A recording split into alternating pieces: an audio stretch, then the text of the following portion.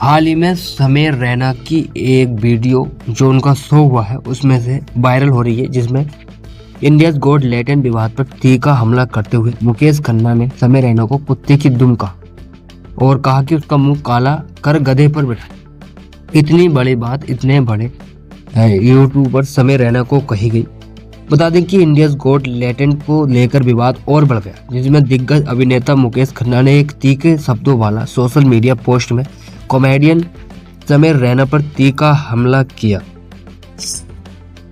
मुकेश खन्ना ने इंस्टाग्राम पर हिंदी में तीखा संदेश साझा किया, जिसमें उन्होंने समय की कॉमेडी शैली की आलोचना करते हुए उन पर अपनी एक प्रतिष्ठित सुपर हीरो शक्तिमान का अपमान करने का आरोप लगाया।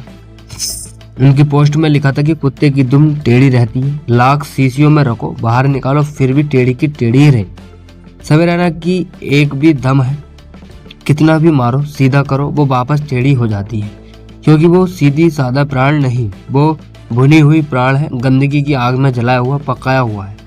इतनी बड़ी बातें समीर रैना को कही गई। आइए आगे जानते हैं इस वीडियो में और क्या कहा गया। उन्होंने कहा कि पूरे देश ने लताड़ा मारा, फिर आ गया बेशर्मों की तरह और मार खाने।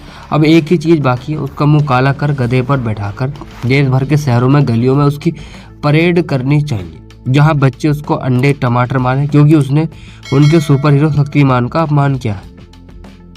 आलोचना बढ़ने के बावजूद समीर रैना ने अपने नवीनतम विशेष कार्यक्रम स्टिल अलाइव में इस विवाद को संबोधित किया, जहां उन्होंने अपने हास्य के तरीके का बचाव किया और मुकेश खन्ना सहित आलोचकों पर कटाक्ष किया।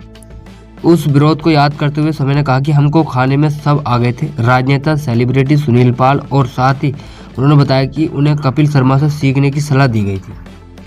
उन्होंने सुनील पाल और बी प्राक समेत मुकेश खन्ना पर भी निशाना साधते हुए कहा कि शक्तिमान आ गया था यार, शक्तिमान से कैसे लड़ेंगे। साथ ही उन्होंने आरोप लगाया कि कुछ लोग विवाद के दौरान सुर्खियां बटोरने की कोशिश कर रहे हैं। उन्होंने आगे कहा कि भारत अपनी कला का प्रदर्शन करने का मंच नहीं है।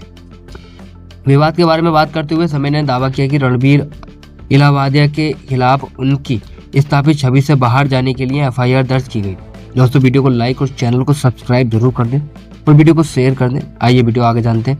उन्होंने मजाक में उन्हें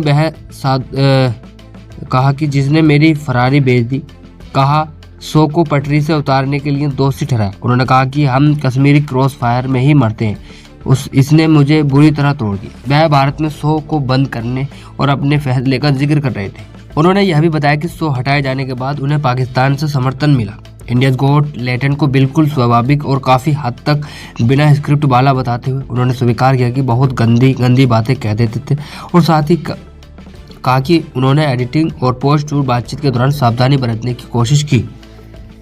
अपने विशेष एपिसोड के समापन पर समीर ने कहा कि इंडियाज गॉट लैटेंट सीजन 1 के लिए इससे बेहतर अंत की कल्पना भी नहीं की जा सकती, और साथ ही संकेत दिया कि सीजन 2 जल्द ही यूट्यूब पर रिलीज हो सकता है।